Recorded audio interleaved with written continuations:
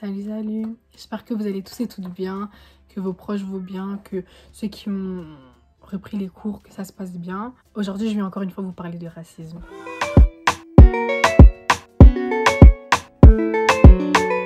Je vais essayer de rester calme parce que je m'emporte très facilement quand on parle de racisme. Je pense que vous avez pu le voir dans la vidéo que j'ai fait sur Doja Cat. J'ai hésité pas mal de temps à faire cette vidéo. Mais bon, j'en ai beaucoup parlé sur les réseaux sociaux et tout. Et je vois des trucs sur les réseaux sociaux qui me poussent à faire cette vidéo parce que il y a tellement de choses à dire, il y a tellement de raisons de s'indigner en fait parce que ça fait tellement longtemps.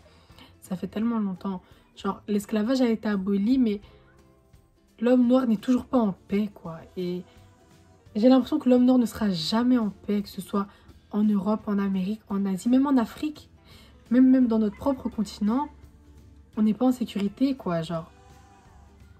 Donc, vous avez sûrement dû le voir sur les réseaux sociaux, on en a pris aux informations. Il y a quelques jours, George Floyd est mort suite à une bavure policière.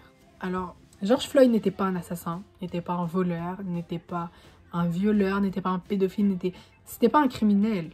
Le seul crime que cet homme a commis, c'est d'être né avec la peau noire. Clairement. C'est le seul crime qu'on lui reprochait, c'est la seule raison pour laquelle il a perdu la vie. George Floyd avait 46 ans. Il vivait dans la ville de Minneapolis. Il est parti s'acheter des petits trucs à une librairie comme ça. Un petit commerce. Je sais pas si c'était vraiment une librairie, mais dans un petit commerce. Et le vendeur le soupçonnait d'utiliser des faux chèques. Donc le vendeur, bien évidemment, appelle la police. La police vient. Et la police doit le contrôler, tout simplement. Sauf que la police le menotte. Bon. Jusque-là, ils sont pas censés aller jusque-là parce qu'ils sont censés juste vérifier un truc, mais encore à la limite, ok. Il le plaque au sol. Jusque-là, George Floyd n'a fait aucun acte de résistance. Que ce soit sur le moment où la police a débarqué jusqu'au moment où il a lâché son dernier souffle. À aucun moment, il a fait preuve de résistance. Genre, mettez-vous bien ça dans le crâne. C'était pas un voyou, c'était rien du tout. Il ne s'opposait même pas à ce qu'on lui demandait alors qu'il n'avait pas à faire ça. Donc, on l'a plaqué au sol. Et le policier, au lieu de le mettre dans la voiture de police, comme tu es censé le faire, comme la procédure le fait, l'un des 4 policiers, parce qu'ils étaient 4, pour un homme ils étaient 4, hein, un des policiers était sur lui, genre je pense qu'il y en a un sur son corps, et l'autre avait son cou sur sa nuque. Donc le temps passe, George Floyd commence à dire qu'il a mal à l'estomac, qu'il a mal au poumon, qu'il n'arrive pas à respirer. La police continue. Les gens commencent à s'indigner, à leur dire que tu vas le tuer en fait. Arrête de faire ça, genre. Il est en train de te dire qu'il va mourir. George Floyd criait, j'arrive pas à respirer. Mon estomac me fait mal, mon cou me fait mal, ils vont me tuer. Le policier en avait rien à faire, il était posé. Il lançait des petits regards. Il prenait une petite tasse de café, sans remords, sans aucun état d'âme. Il a attendu clairement que George Floyd meure. C'était clairement un putain d'homicide. Clairement. Les vidéos ont tourné. Ils étaient 4. Hein. Ils étaient 4 policiers. 3 sur lui et un qui regardait, tout simplement. Il admirait le spectacle. Il n'a pas essayé de prendre position. Il n'a pas essayé de les aider, mais il n'a pas essayé non plus de les empêcher. Donc, t'es autant un porc, comme on dit, comme en ce moment on les appelle. C'est autant un porc que lui, tout simplement. Qu'il l'ait touché ou qu'il ne l'ait pas touché. T'as pas à rester là, à ne rien faire alors que tu as la possibilité d'agir, contrairement aux personnes qui filmaient, qui elles pouvaient se prendre une balle et s'ils agissaient, tu pouvais agir, tu n'as pas agi. Donc t'es limite pire qu'eux en fait. Étant donné que ça a tourné partout, l'État a bien dû faire quelque chose parce que c'est pas passé inaperçu, ça a fait le tour du monde. On pourrait s'attendre à une grande sanction, mais bien évidemment, c'est juste un policier blanc qui tue un homme noir, vous voyez, genre une petite routine on va dire. Donc les 4 ont été licenciés. On peut dire que c'est un progrès parce que combien de fois il n'y a rien eu. Donc ok, ils ont été licenciés. Ils ont tué quelqu'un, mais bon, c'est juste la vie d'un noir quoi. Dites-vous que dans cette même ville, quelques années auparavant, Mohamed Noor, un policier noir, a tiré sans faire exprès sur une dame blanche et a écopé de 12 ans et demi de prison. 12 ans et demi de prison pour un accident, pendant que son collègue a juste été licencié. Ce même policier a été accusé plusieurs fois auparavant d'avoir fait des bavures policières. Donc, il n'avait pas encore tué de personnes, mais il avait déjà blessé des gens. Il avait fait des arrestations violentes pour aucune raison, si ce n'est la couleur de peau de ses victimes. Cet homme est toujours en formation. Et là, parce que ça fait le buzz, ben forcément, on le renvoie. Ok, t'es licencié, c'est bien. Mais maintenant, la famille de ce George Floyd, tu crois que c'est ton licenciement qui va les aider à faire leur deuil? T'as enlevé un homme qui avait peut-être une femme, qui avait peut-être des enfants, qui avait peut-être des frères et sœurs, qui avait sûrement des parents, des amis. Tu t'enlèves ça à autant de personnes. Et c'est pas la première fois que tu fais ça. Donc tu prends un malin plaisir à torturer les gens. T'es juste licencié, quoi. Une enquête a été ouverte pour vérifier s'il n'avait pas une maladie. Donc, qu'il ait une maladie ou pas, ça l'a tué, tu vois. Et il l'a prévenu. C'est pas, oh, oups, j'ai écrasé sa tête sans faire exprès, il est mort sur le coup. Non. T'as mis tout ton gros poids sur la gorge de cet homme. Il t'a dit qu'il n'arrivait pas à respirer. Et t'as rien fait pour changer ça. Et on ouvre une enquête pour vérifier si ce n'est pas à cause de George Floyd que George Floyd est mort. Mais what the fuck, en fait? Sur les réseaux sociaux, j'entends beaucoup de... C'est quelque chose de normal aux États-Unis. Certes, c'est quelque chose de normal. Mais c'est pas parce que c'est quelque chose de normal, d'habituel, qu'on ne doit pas parler, qu'on ne doit pas faire des manifestations, qu'on ne doit pas se révolter. Parce que c'est révoltant, en fait. Ce n'est pas un sujet que... Oh, un noir de plus. Non, en fait. C'est pas un noir de plus. C'est le noir de trop à chaque fois, en fait. C'est... Autant de fois, on verra des bavures comme ça, autant de fois, il faudra ouvrir sa bouche, en fait. Et les États-Unis, c'était vraiment... l'endroit où je pense que la plupart des enfants rêvaient d'aller quand ils étaient petits. Moi-même, la première, je disais à ma mère, oh, ouais, maman, moi, plus tard, je rêve aux États-Unis et tout. Ah. Vivre aux États-Unis en étant une personne de couleur, que ce soit noire, arabe, latino, même asiatique, à ce moment où tu n'es pas blanche, c'est sortir de ta maison sans savoir si tu vas y retourner en rentrant. C'est voir ton mari sortir, voir ton enfant aller en cours, voir ton enfant aller au travail, ton mari aller au travail, se dire peut-être qu'il va croiser un policier et qu'il va pas rentrer. C'est ça que la vie que les Américaines et Américains vivent, en fait. Pour couronner le tout, d'autres gens commencent à déterrer son passé sur les réseaux sociaux. Donc parce qu'ils faisaient tel métier, ils méritaient la mort. Genre, dans quel monde nous vivons, en fait? Bref, si je tenais à faire cette vidéo, c'est parce que je vois aussi pas mal de gens qui s'amusent à dire que en France ou en Belgique, ce n'est pas des choses qui arrivent, que c'est juste des trucs propres aux États-Unis. Mais sur quelle planète vivez-vous, en fait? Sur quelle planète vivez-vous? C'est des choses qui arrivent partout. En Chine, des étudiants noirs qui se sont fait casser leur studio sous prétexte qu'ils sont noirs et qu'apparemment le corona viendrait d'eux, hein, bien sûr. Hein. Le corona a été détecté en Chine sur des Chinois. Mais c'est l'homme noir qui atterrit tout ça. Parce que dès qu'il y a un problème dans le monde, il faut accuser quelqu'un.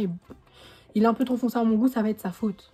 En octobre 2005, à Chili-sous-Bois, Zied Bouna, 17 et 15 ans, ça veut dire qu'ils vivaient encore chez leurs parents, sont morts à cause de policiers électrocutés dans une civière électrique.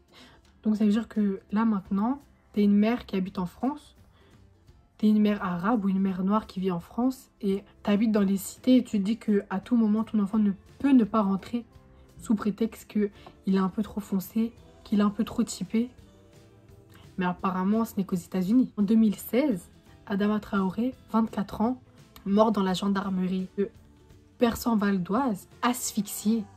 Asphyxié. Ne venez pas me parler d'accident. Tu meurs pas étouffé par accident, hein. C'est pas, il s'est enfermé quelque part, il s'est pendu, on ne sait où, c'est un accident. C'est clairement la police qui l'a tué.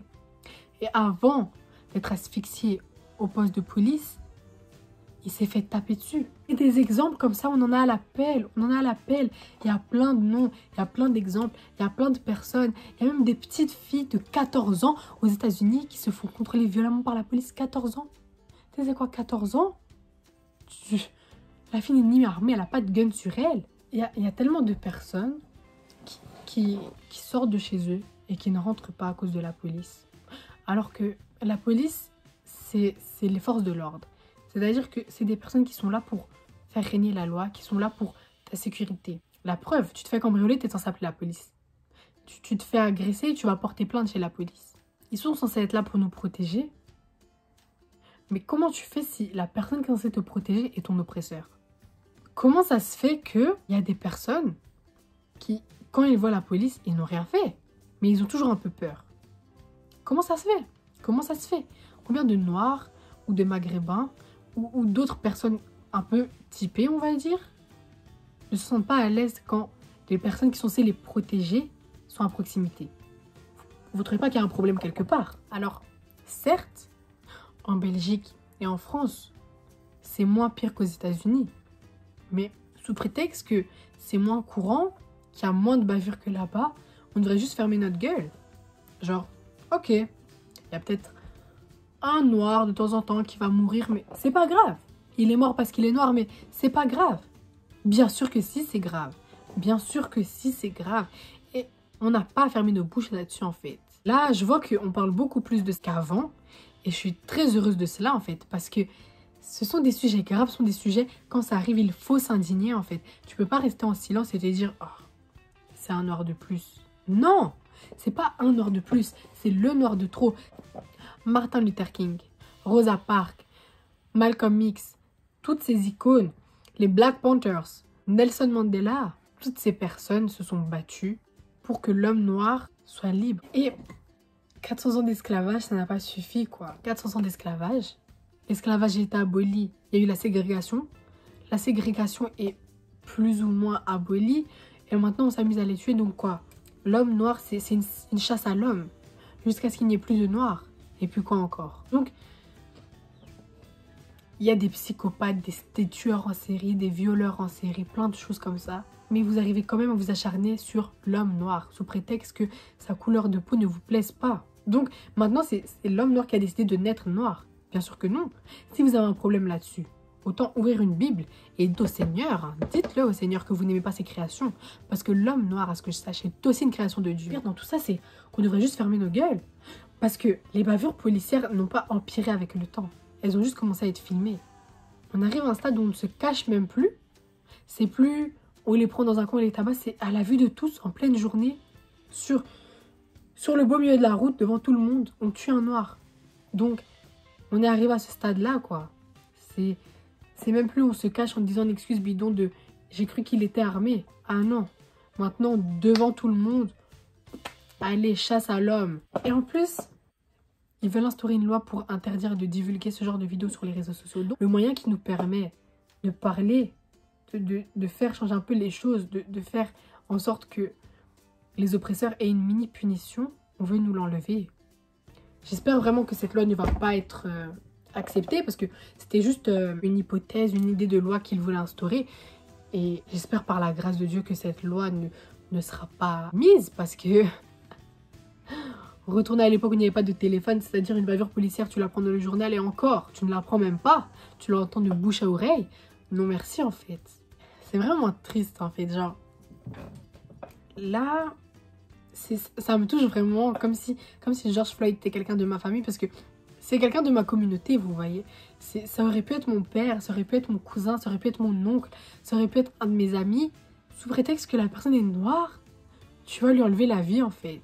Mais qui es-tu toi, policier, pour retirer la vie à quelqu'un sous prétexte que tu n'aimes pas sa couleur? Qui es-tu? De quel droit oses-tu faire ce genre de choses en fait? J'ai toujours pensé qu'on peut changer les choses avec la paix, vous voyez? Genre, qu'il ne faut pas forcément utiliser la violence pour arriver à ses fins, pour obtenir ce que l'on veut. Mais ça fait des années, des décennies, des siècles que l'homme noir se bat pour sa liberté, pour pouvoir avoir une vie normale. Et des siècles après, tu sors, t'as encore peur pour ta vie en fait. C'est pas normal. C'est pas normal. Et c'est vraiment triste que l'être humain doit régler le mal par le mal en fait. C'est limite si à la fin il faut pas sortir les armes, faire comme Malcolm X, faire comme les Black Panthers et tu me tires, je te tire 2 fois dessus. C'était ça la mentalité. C'était tu n'utilises pas la force, mais si maintenant il te frappe, tu l'envoies au cimetière. Ça c'était leur état d'esprit. Et je suis quelqu'un d'assez optimiste, donc je me suis toujours dit que non, tu peux changer les choses juste avec la paix, avec avec pacifisme. Mais ça fait des putains de siècles qu'on fait ça pacifiquement. Alors certes, on n'est plus réduit à l'esclavage. Mais à quoi bon? On peut même pas vivre en paix sous prétexte que notre couleur soit un peu trop foncée. Donc quoi? Ça va jamais s'arrêter? Ou je dois aller m'acheter une Kalachnikov et fusiller tous les policiers qui font des bavures policières pour qu'on comprenne que la vie de l'homme noir compte en fait. C'est ça qu'il faut faire. Qu'est-ce que l'homme noir doit faire pour que sa vie ait de la valeur aux yeux des gens? Comment ça se fait que, sous prétexte qu'une couleur soit trop foncée, la vie de quelqu'un ne compte pas? Donc sous prétexte que ma voisine est blanche, sa vie a plus d'importance que la mienne parce que moi, j'ai du sang noir. C'est ça qu'on doit comprendre. Donc moi maintenant, je sors dans la rue, je peux me faire flinguer sous prétexte que je suis noire. Alors ok, j'habite en Belgique, ok, on va peut-être pas me tuer directement parce que je suis noire. Ou il faudra de grandes circonstances en cachette pour me tuer pour cette raison-là. Et alors? Donc maintenant je vais aux États-Unis, je pars en vacances, on peut me flinguer parce que je suis noire. Donc maintenant on peut me maltraiter, me taper, hein, sous prétexte que je suis noire. Parce que ok, il y a moins de meurtres. Mais une bavure, ce n'est pas forcément un meurtre, vous voyez. C'est, tu vas me porter des coups sans aucune raison valable. Tu vas limite me torturer sans raison valable. Ça reste des bavures. Et n'allez pas me dire que ces deux phénomènes n'existent pas dans nos pays parce que c'est clairement des conneries. C'est vraiment se foutre de la gueule des gens, quoi. Clairement, c'est prendre les gens pour des cons. Pour dire que ce genre de choses n'existe qu'aux États-Unis. Genre, soit vous vivez dans une grotte, soit vous avez décidé de mettre un rideau devant vos yeux et de vous voiler la face, clairement, parce que c'est ça que vous faites. Le problème aussi, c'est que les policiers sont couverts, en fait. Il y a eu... j'ai pas retrouvé la vidéo, je pourrais pas vous la mettre, mais il y avait un policier qui avait témoigné il y a quelques mois, je crois, en disant que, clairement, on leur disait de faire des choses racistes de la sorte et qu'il a démissionné pour ça. Donc, on est censé être rassuré, se sentir protégé quand il y a la police. Mais comment voulez-vous qu'on se sente rassuré quand ces mêmes personnes ont un enseignement où ils doivent être racistes? Donc tu me vois comme un ennemi alors que je n'ai rien fait de mal, je suis pas un criminel. Être noir, ce n'est pas un crime en fait. Je sais que le racisme ne risque pas de s'arrêter aussitôt. Je pense même, sincèrement, je pense que le racisme ne s'arrêtera jamais. Il y aura toujours des gens un peu racistes. Mais j'espère quand même que on va arriver à une époque que quand moi j'aurai des enfants, j'espère vraiment que les bavures policières cesseront. Ou du moins que si elles se produisent, que la personne qui les commette soit réellement punie. Que les policiers ne soient plus couverts face à des bavures. J'espère que quand mes enfants sortiront, j'aurai pas peur qu'ils rencontrent un policier et qu'il leur arrive quelque chose, vous voyez. On peut pas lutter pour que le racisme cesse, parce que le racisme c'est quelque chose qu'il y a dans la tête des gens, vous voyez. Donc les racistes ne vont juste pas dire qu'ils le sont, tu vois. Mais tu peux pas être sûr que cette personne ne l'est pas dans sa tête, même si elle ne le dit pas. Par contre, on peut se battre pour que les injustices envers les Noirs, ou envers d'autres personnes de couleur, parce que je parle principalement des Noirs, parce que ça fait partie de ma communauté, et que du coup, ça me touche plus que d'autres choses. Mais c'est la même chose pour les Latinos, les Maghrébins, les Asiatiques, etc., etc., etc., vous voyez. Ce n'est pas un combat noir, blanc. C'est un combat humanité contre les racistes. C'est-à-dire que là, maintenant, avec les médias, avec les réseaux sociaux, on a la possibilité de faire changer les choses. Parce que non, faire une story sur Snap ou sur Instagram, ce n'est pas rien. C'est pas... Faut pas se dire, moi, avec mes 100 vues, je vais pas changer les choses. C'est faux.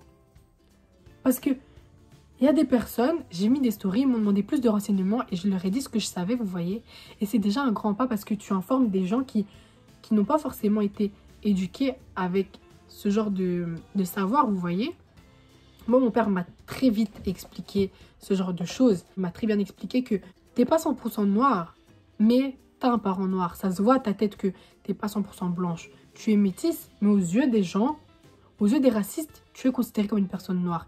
Et en tant que personne noire, tu dois pas faire comme tout le monde, tu vois. Mon père m'a très bien expliqué que... Il m'a très vite fait comprendre que ma couleur fait que mon comportement à l'extérieur, que les notes que j'aurai à l'école, que les résultats que je dois avoir dans la vie, c'est pas la même chose que ma copine blanche, vous voyez. Mais il y a des enfants soit parce qu'ils sont blancs, donc bon, on n'a pas à leur apprendre ça vu que ça ne les concerne pas, ou tout simplement on les a un peu mis dans un cocon, ils n'ont pas forcément ce genre de notions et vos stories peuvent leur faire réagir. Et puis plus un événement est partagé, plus ça va alarmer l'État, plus l'État devra faire des changements en fait. C'est-à-dire que chacun fait ce qu'il peut à son échelle, vous voyez. Parce que tous les grands changements, ça a commencé comme ça. C'était autant ceux qui ont plus de possibilités, qui ont plus de pouvoir, ont fait de plus grandes choses, certes. Mais ceux qui avaient de petites choses et qui les ont quand même fait, ça aide. Toute action contre ça est une aide. Et au plus on se mobilisera, au plus on se mettra ensemble, au plus les choses commenceront à changer. Dites-vous que, je crois que c'est une première qu'un policier soit licencié. Alors ok, c'est juste un licenciement. Et moi aussi ça me fout la rage de savoir que ils ont ôté la vie à quelqu'un et qu'on va juste les licencier. Mais quelques années avant, quelques temps avant, ils n'auraient même pas été licenciés. Vous voyez ce que je veux dire? Alors c'est un petit changement qui fait pas du tout plaisir parce que il mérite beaucoup plus que ça. Mais c'est un changement quand même, vous voyez. Les changements et les révolutions se font petit à petit, échelle par échelle. Et bon, on va pas demander à des enfants ou à des mineurs ou à n'importe qui d'aller faire des grandes choses, parce que tout le monde ne peut pas faire des grandes choses. Mais juste ta petite story, ton petit tweet à propos de ça, c'est déjà quelque chose, tu vois. C'est déjà une aide. Et vous voyez, voir que tout le monde se mobilise, que ce soit des Noirs, des Arabes, des Blancs, des Asiatiques, quoi que ce soit, ça fait toujours plaisir de se dire que oui, en fait, c'est pas un combat qu'on mène seul. C'est pas la communauté noire face au reste du monde. C'est le monde entier face aux injustices et au racisme, face aux bavures policières sous prétexte que la personne en face de toi n'a pas l'origine qu'il te plaît. Et pourtant, cette personne-là a la même nationalité que toi. Tu prends ses papiers, c'est un Américain, c'est un Français, c'est un Belge, tout comme toi. Il a juste pas la bonne couleur. Je peux juste conclure en disant que ça risque pas de se changer en un claquement de doigts, vous voyez. Mais tous les efforts sont bons, tous les efforts sont à prendre. Et c'est des petits trucs qui vont faire qu'on aura un résultat final. Donc voilà. Franchement, je suis étonnée, j'ai réussi à rester calme parce que il y a quelques jours quand j'en parlais en story, j'avais vraiment le mort. Et bon, j'ai un peu laissé couler avant de faire cette vidéo. Donc voilà. J'espère vous revoir très bientôt pour de nouvelles vidéos un peu moins tristes, en espérant qu'il y ait de réels changements. Et voilà, en attendant, portez-vous bien, prenez soin de vous et de vos proches. Et on se revoit très bientôt pour de nouvelles vidéos.